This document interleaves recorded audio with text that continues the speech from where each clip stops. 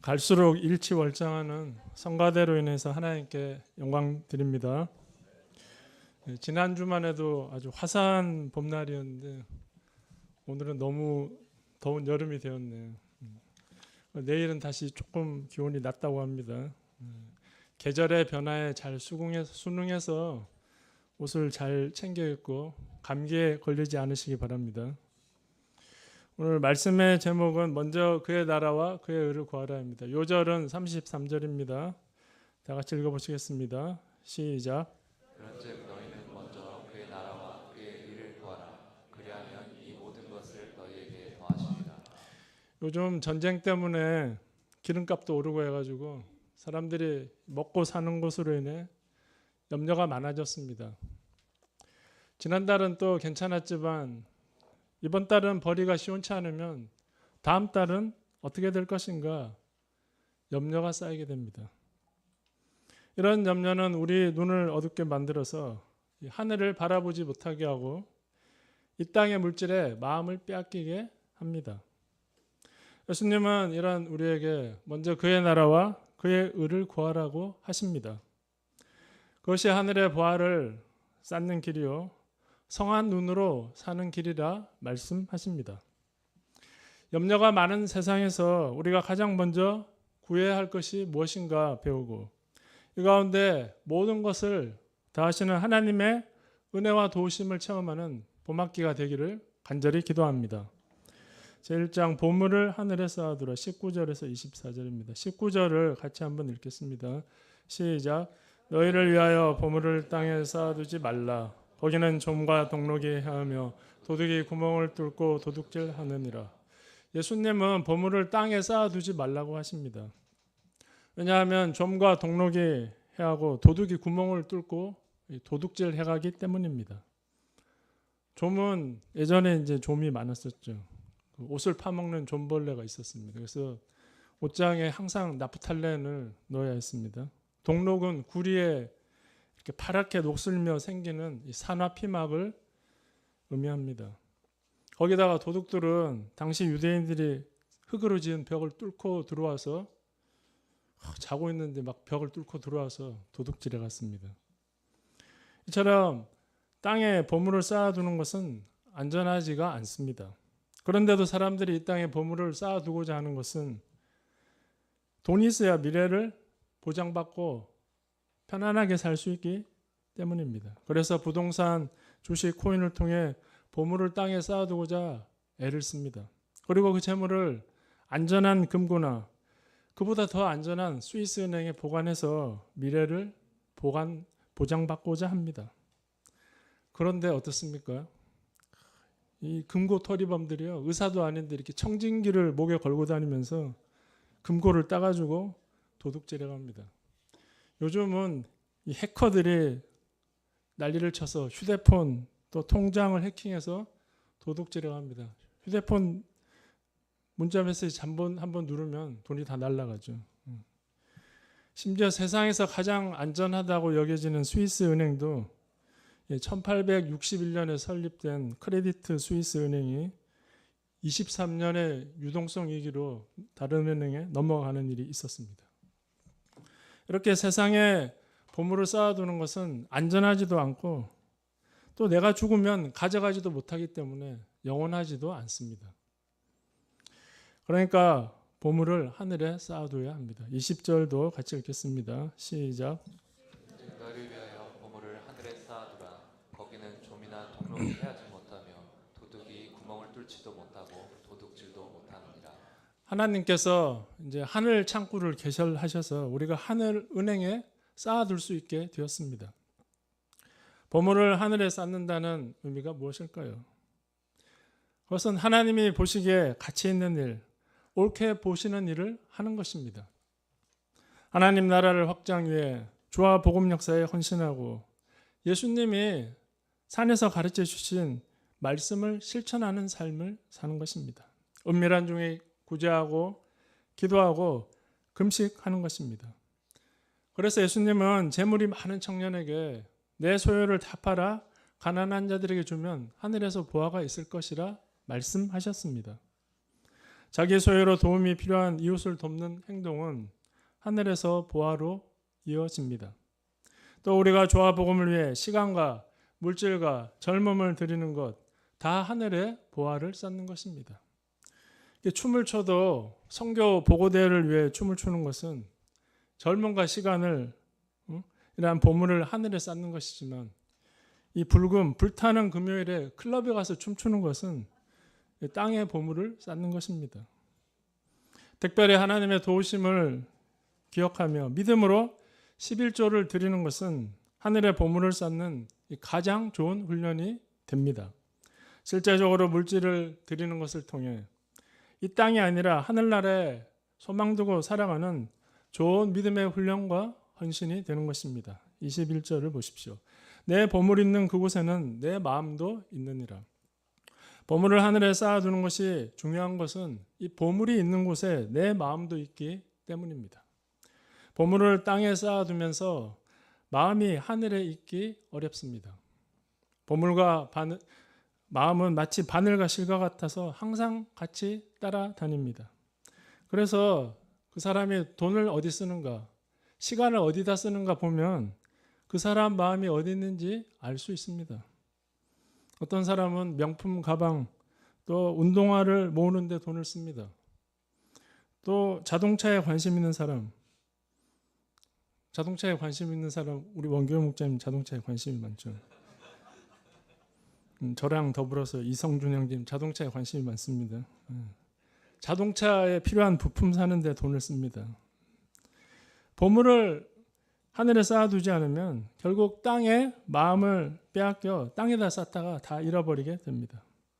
어디다 투자하는가에 따라 인생의 결과가 완전히 달라집니다. 눈에 보이는 이 땅의 마음을 빼앗기지 않고 하늘 소망 가운데 보화를 쌓음으로 30배, 60배, 100배 수익을 내는 지혜로운 삶 살기를 간절히 기도합니다.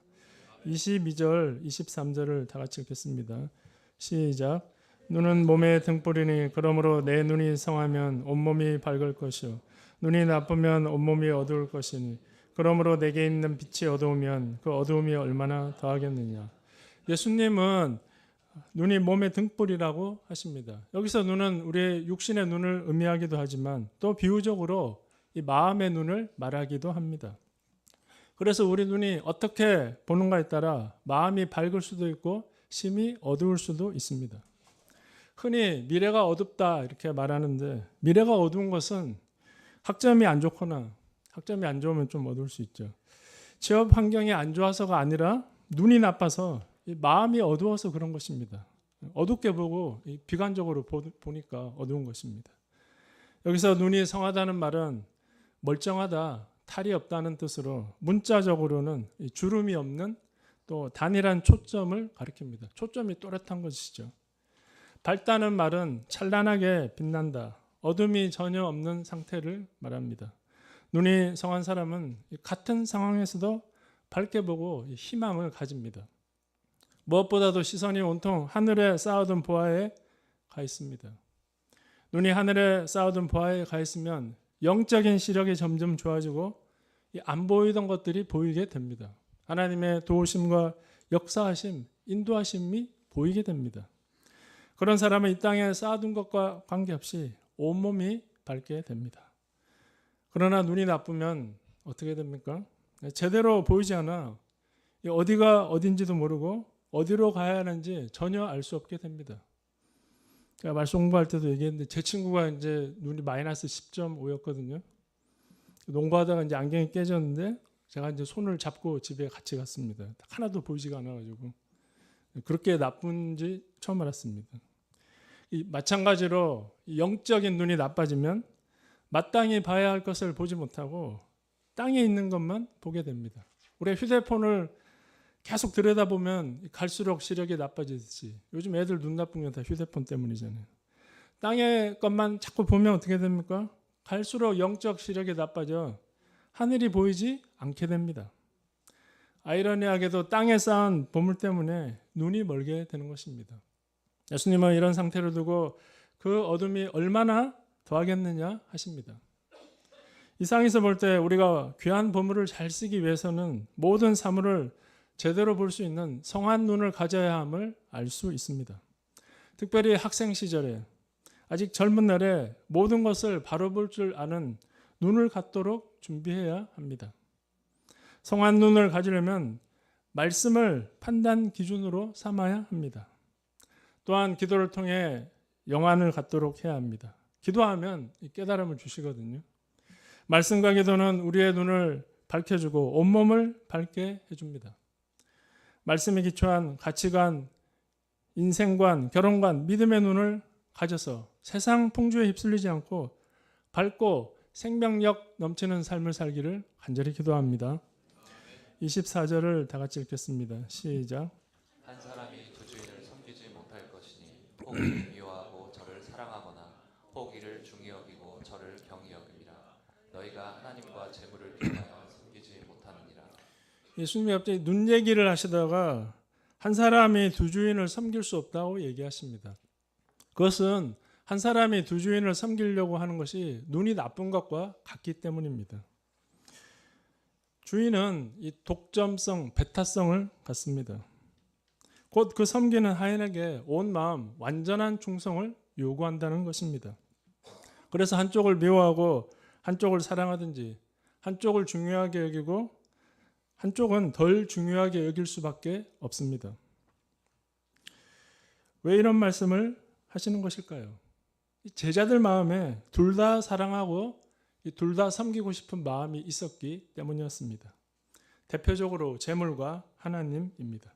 재물은 이 맘모나스, 셈어로 맘모나스, 사람이 의지하는 보물이라는 뜻입니다. 또 히브리어로 믿는다라는 뜻이 있습니다. 그 재물은 사람이 믿고 의지하는 보물이라는 뜻입니다. 예수님이 이 재물과 하나님을 경쟁 위치에 놓으신 것은 재물이 사람에게 얼마나 막강한 주인의 힘을 가지고 있는가 인정하신 것입니다. 다시 말해 재물 역시 사람에게 충성을 요구한다는 것입니다. 그런데도 재물을 섬기면서 하나님도 섬길 수 있다 말하는 사람이 있습니다. 돈만 많으면 이제 풀타임으로 더 열심히 하나님을 섬기겠어. 꼭 한마디 해주고 싶네요. 웃기고 있네. 그러나 실제로 그렇게 할 수 있을까요? 이 돈이 생기면 가는 곳이 달라지게 됩니다. 백화점 명품관에 가서 그동안 입어보지 못하고 들어보지 못한 옷과 가방을 사러 가게 될 것입니다. 맛집을 찾아다니고 온갖 곳으로 여행을 떠날 것입니다. 차를 좋아하는 원기원 목사님은 저와 같이 매일 비싼 외제 자동차 매장을 기웃거리지 않을까 하는 행복한 생각이 듭니다. 이렇게 재물에 매여서 그것을 쓰느라 하나님께 멀어지고 충성할 수도 없게 됩니다. 하나님께 70%, 재물에게 30%, 아니면 6대4, 5대5, 내 마음대로 나눠줄 수 있는 것이 아닙니다. 마음을 하나님께 다 드리든지 재물에게 바치든지 양자택일밖에 없습니다. 만일 하나님을 온 마음으로 섬기지 않는다면 결국 재물을 섬기는 재물의 노예가 되고 말 것입니다. 그래서 예수님은 마음과 목숨과 뜻과 힘을 다하여 내 하나님을 사랑하라 말씀하셨습니다. 그게 밝은 인생을 사는 길이고 하늘 보화를 얻는 길이기 때문입니다. 제2장 먼저 그의 나라와 그의 의를 구하라. 25절에서 34절입니다. 제자들은 예수님을 따르기 위해 배와 부친을 버렸고 하늘 보화를 쌓기 위해 이제껏 주와 복음 역사에 헌신하였습니다. 이로 인해 장래에 대한 염려와 불안이 남아 있었을 것입니다. 앞으로 나의 장래는 어떻게 될 것인가? 예수님만 따르면 과연 보장된 삶을 살 수 있을까? 예수님은 이런 제자들에게 말씀하십니다. 25절을 다 같이 읽어보시겠습니다. 시작. 그러므로 내가 너희에게 이르노니 목숨을 위하여 무엇을 먹을까 무엇을 마실까 몸을 위하여 무엇을 입을까 염려하지 말라. 목숨이 음식보다 중하지 아니하며 몸이 의복보다 중하지 아니하냐. 이 목숨이나 몸은 존재에 관한 것이고 음식이나 의복은 소유에 관한 문제입니다. 예수님은 온 천하를 얻고도 제 목숨을 잃으면 무엇이 유익하리요 말씀하시므로 소유보다 존재가 더 중요함을 강조하셨습니다. 그런데도 사람들은 정작 중요한 목숨과 몸, 존재에 대해서 깊이 생각하지 않고 덜 중요한 무엇을 먹을까, 마실까, 입을까 일상의 염려 가운데 늘 살아갑니다. 예수님이 이렇게 일상의 염려에 사로잡혀 있는 제자들에게 공중의 새와 들의 백합화를 예로 들어 믿음을 심어주십니다. 26절을 다 같이 읽겠습니다. 시작. 공중의 새를 보라. 심지도 않고 거두지도 않고 창고에 모아들이지도 아니하되 너희의 하늘 아버지께서 기르시나니 너희는 이것들보다 귀하지 아니하냐. 공중의 새를 보라고 하십니다. 본다는 말은 시선을 고정하고 자세히 집중해서 보라는 뜻입니다. 지나가다가 저기 비둘기가 있네 그러지 말고 비둘기가 어떻게 사는지 한번 잘 보라는 것입니다. 공중의 새는 사람과 같이 먹을 것 때문에 염려하지 않아도 먹을 것을 얻고 생명을 유지해 나갑니다. 먹을 것 때문에 염려에 빠진 비둘기, 고뇌에 찬 까마귀를 보신 적이 있으십니까? 공중에서는 집에서 기르는 닭처럼 먹이도 주고 풀었다가 우리로 거두어 들이지도 않습니다. 그럼에도 다 먹고 사는 것은 창조주 하나님께서 자신이 창조하신 생명들을 보호하고 친히 기르시기 때문입니다. 욥기 38장 41절은 말씀합니다. 같이 한번 읽겠습니다. 시작. 까마귀 새끼가 하나님을 향하여 부르짖으며 먹을 것이 없어서 허우적거릴 때 그것을 위하여 먹이를 마련하는 이가 누구냐. 하나님이 욥에게 물으신 것이죠. 하나님이 다 먹이신다는 것입니다. 27절을 보십시오. 너희 중에 누가 염려함으로 그 키를 한 자라도 더할 수 있겠느냐. 여기서 키는 사람의 키, 신장을 가리키고 헬리키아, 또 생명을 가리킵니다. 사람이 염려한다고 누가 키를 한 자 늘릴 수 있겠으며 또 한 시간이라도 생명을 연장할 수 있겠습니까? 오히려 사람이 염려하면 몸이 오그라들어서 키가 줄고 스트레스를 받아서 수명은 줄게 됩니다. 염려는 이처럼 우리 마음을 상하게 하고 몸만 상하게 하는 백해무익한 것입니다. 그러므로 우리의 모든 것이 하나님께 달려있음을 믿고 염려하지 말고 모든 것을 하나님께 맡겨야 합니다. 28절을 다 같이 읽겠습니다. 시작. 너희가 어찌 의복을 위하여 염려하느냐. 그의 백합화가 어떻게 자라는가 생각하여 보라. 수고도 아니하고 일상도 아니하느니라. 예수님은 또 무엇을 입을까 염려하는 사람들에게 들의 백합화가 어떻게 자라는가 생각하여 보라 말씀하십니다. 생각하여 보라는 것은 대충 훑어보지 말고 신중하고 깊이 있게 고찰하여 그 의미가 삶과 행동에 스며들 때까지 배우라는 뜻입니다. 들의 백합화는 언제 아궁이에 던질지 모르는 오늘 있다가 내일 없어질 이 들풀에 불과합니다. 아무도 돌보거나 걸음을 주지도 않습니다. 그럼에도 솔로몬의 영광으로 입은 모든 옷이 이 백합화 하나만 못합니다. 이 들의 백합화를 보신 적이 있으신가요? 그 화면을 띄워주셨네. 아주 아름답고 영롱합니다. 하나님이 이렇게 하찮은 공중의 새와 들의 백합화도 먹이시고 입히시는데 그보다 더 귀한 우리는 얼마나 귀하게 여기고 돌보시겠습니까? 하물며 너희일까 보냐 믿음이 작은 자들아. 그러니까 하나님을 온전히 신뢰함으로 염려하지 말고 하나님의 도우심을 바라라는 것입니다. 사람이 염려하는 근본 이유는 하나님이 자신을 얼마나 소중하게 여기시고 돌보시는가 믿지 못하는 불신 때문입니다. 그러므로 불신을 회개하고 하나님께 대한 믿음을 가져야 합니다. 이렇게 무엇을 먹을까, 마실까, 입을까 염려하는 것은 다 하나님이 없는 이방인들이 구하는 것입니다. 여기서 구한다는 것은 새번역 성경에 아둥바둥 거린다는 것으로 거기에 목숨을 건다는 뜻입니다.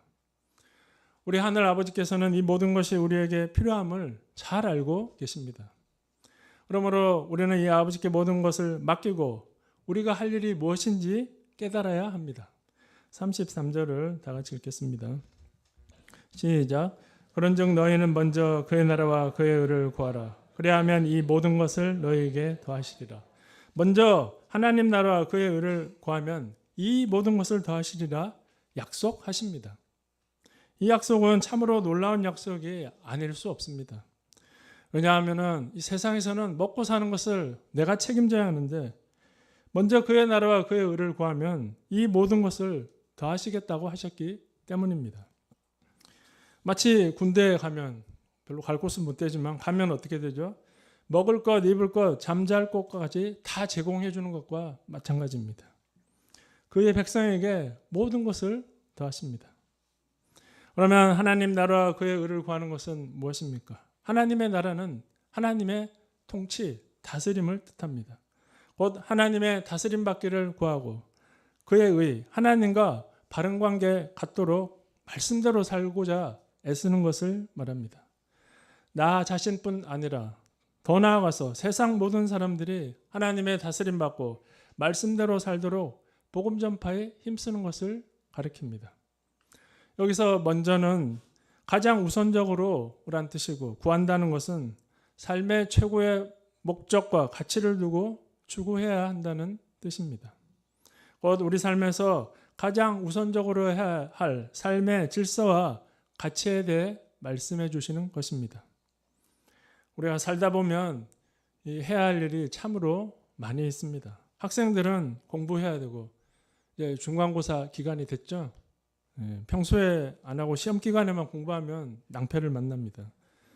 또 학사 목자님들은 직장일 하느라 바쁩니다. 7시, 8시, 어떤 분은 물어보면 10시까지 매일 일한다고 합니다. 주말에 전화하면 계속 자고 있어요. 피곤해가지고. 또 사모님들 애들 챙기고 집안일 하느라 아침 저녁으로 바쁩니다. 그러나 이렇게 바쁘게 살다 보면 먼저 해야 할 일의 순서가 뒤바뀌게 됩니다. 특히 마귀는 먼저 그의 나라 그의 의를 구하는 것보다 먼저 돈 버는데 올인하도록 유혹합니다. 돈이 있어야 안정되고 여유 있게 살지 믿음이 밥 먹여주냐 미혹합니다.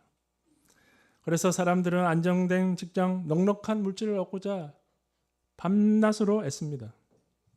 또 주식이나 코인, 부동산 갭 투자를 통해 100억을 만들어서 어떤 사람이 이제 100억 만들어서 얼리 파이어, 조기 은퇴한 사람이 있었죠.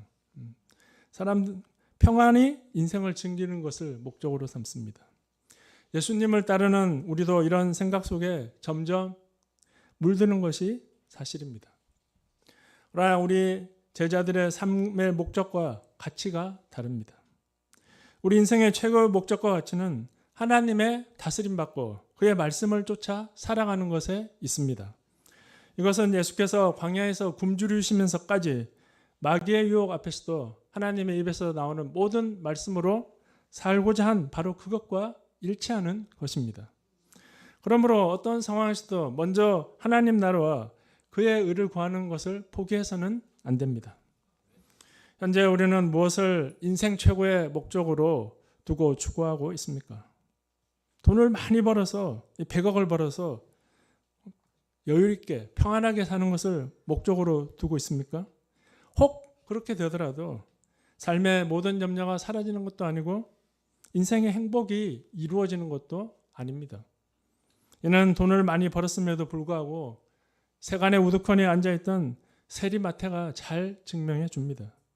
그 사람이 행복했으면 그렇게 명안히 앉아 있었겠어요? 그러지 않죠. 우리의 행복, 기쁨, 의미, 목적은 하나님 안에서 하나님을 통해서만 얻을 수 있고 누릴 수 있습니다. 그러므로 우리는 가장 먼저 최우선적으로 하나님의 다스림 받고 그의 백성답게 살기에 힘써야 합니다. 학생들이 새벽부터 나와서 일용할 양식 먹고 일용할 양식만 먹는 게 아니죠. 고구마도 삶아 먹고 계란으로 기니를 때우는 것도 고구마가 빨리 안 익습니다. 계속 끓고 있습니다.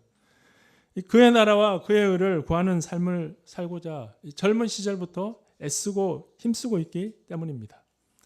이렇게 그의 나라와 그의 의를 구하는 것에 최우선의 순위를 두는 자에게 공중의 새나 들의 백합화와는 비교할 수 없이 잘 먹이시고 입히실 것입니다.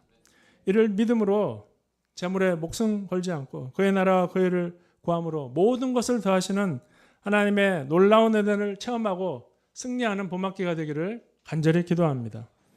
34절을 다 같이 읽겠습니다. 시작. 그러므로 내일 일을 위하여 염려하지 말라. 내일 일은 내일이 염려할 것이요 한날의 괴로움은 그날로 족하니라. 내일은 인간에게 아직 주어지지 않은 시간으로 하나님께서도 하나님께서 허락하시지도 않은 내일을 위해 염려하지 말라는 것입니다. 즉 인간은 하나님께서 허락하신 오늘을 하나님의 은혜로 살아가면 되는 것이지, 하나님께 속한 부분에 대해 인간이 염려하는 것은 월권 행위인 것입니다. 하나님께서 우리의 내일에 대해 준비하시고 새로운 은혜 주시기를 계획하고 계시므로 우리는 오늘을 믿음으로 살아가면 되는 것입니다. 내일 일은 내일이 염려할 것이요, 내일 일은 내일이 염려한다고 하십니다. 이 말씀은 내일 일은 제자들의 몫이 아니고 내일이 알아서 한다는 말씀입니다. 그 내일 일은 내일에게 맡기라는 뜻입니다. 근데 이 말씀을 얼핏 들으면 내일은 될 대로 되라, 미래를 대비하지 말고 대충 살라는 냉소적인 말로 들리기 쉽습니다. 그러나 그런 뜻이 아니고 하나님이 내일도 도와주실 것을 믿고 내일을 염려하여 염려를 오늘 쌓아두지 말라는 뜻입니다. 한날의 괴로움은 그날로 족하니라. 한날의 괴로움은 사람이 살아가면서 겪는 세상의 모든 괴로운 일들, 이 108번뇌를 가리킵니다. 이 세상의 모든 사람들의 삶은 고난과 역경이 항상 함께합니다. 예수님의 이처럼 세상의 고난과 역경 속에 살아가는 인생들을 안타깝게 여기시고 모든 염려를 맡기고 오늘 하루를 믿음으로 살도록 명령하십니다.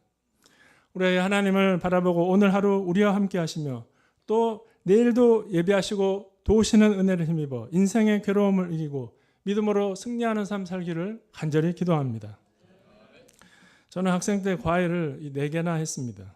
매주 과외비를 받는 저를 보고 어떤 목사님은 이 신흥 재벌이라고 불렀습니다.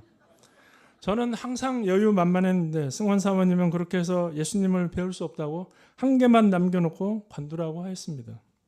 그래서 가장 많은 돈을 받던 이 대치동 성경아파트, 음마아파트 길 건너에 있죠. 과외만 남겨두고 다 관뒀습니다. 그러나 애석하게도 그 학생은 공부에 전혀 소원이 없었습니다.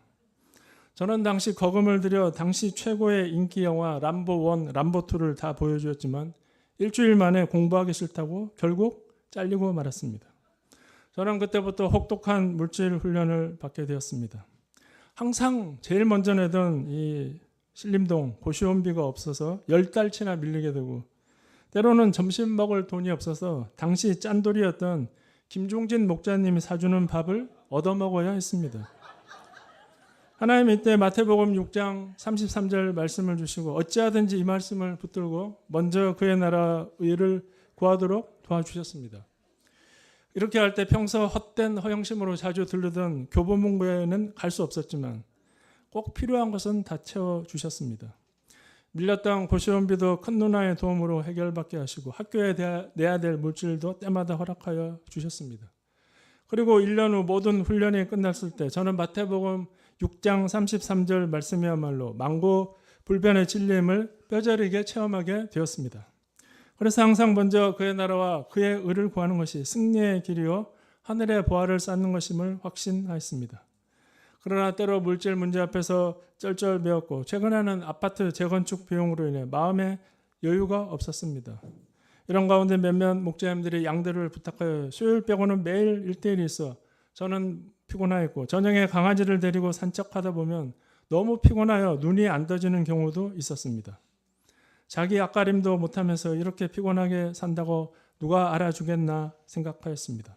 그러나 하나님은 부족하지만 먼저 그의 나라를 구할 때 올해 3월 만기였던 신용 대출금 기한을 3년 3개월이나 연장하여 주심으로 저에게 한숨 돌릴 은혜를 주셨습니다. 그리고 효성스러운 막내 아들이 전액 장학금을 받고 입학함으로 저의 수고로움을 덜게 하여 주셨습니다. 저는 이를 통해 먼저 그의 나라와 의를 구하는 것이 하나님의 도우심을 체험하며 승리하는 길임을 다시 체험하게 되었습니다. 또 말씀을 통해 저의 내일을 위해 준비하시고 계획하시는 하나님을 바라보고 저에게 주어진 오늘 하루를 믿음으로 살아야 함을 깊이 깨닫게 되었습니다. 제가 믿음이 없어 눈에 보이는 물질을 의지하며 늘 내일을 염려하며 믿음 없이 살았던 것을 이 시간 깊이 회개합니다. 오늘 함께 하신 하나님께서 내일도 함께 하실 것을 믿고 오늘 하루는 먼저 그의 나라와 그를 힘써 구함으로 이 모든 것을 더하시는 하나님으로 말미암아 날마다 승리할 수 있기를 간절히 기도합니다. 결론입니다. 먹고 사는 것으로 인해 염려와 근심이 참으로 많은 세상입니다. 이런 세상에서 자칫 잘못하면 물질에 매여 하나님보다 재물을 주인으로 섬기기 쉽습니다.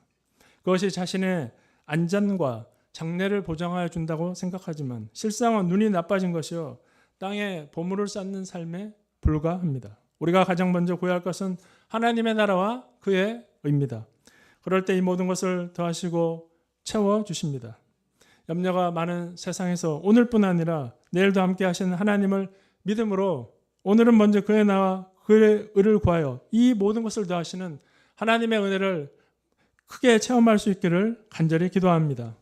제가 기도하고 마치겠습니다. 거룩하시고 은혜로우신 하나님 아버지, 생활에 대한 염려로 근심, 걱정 속에 살아가는 저에게 먼저 그의 나라와 그의 의를 구하도록 말씀 주시니 감사합니다. 저희가 믿음으로 하나님 나라 의를 구할 때 모든 것을 더하시는 하나님의 놀라우신 은혜를 체험하고 저희가 참 이 땅에 참 보물을 쌓지 않고 하늘 소망 가운데 하늘의 보물을 쌓음으로 모든 것을 더하시고 또 은혜 주시는 하나님을 깊이 만나고 승리하는 삶을 살도록 함께하여 주시기를 간절히 기도합니다. 감사하고 예수님의 이름으로 기도하였습니다. 아멘.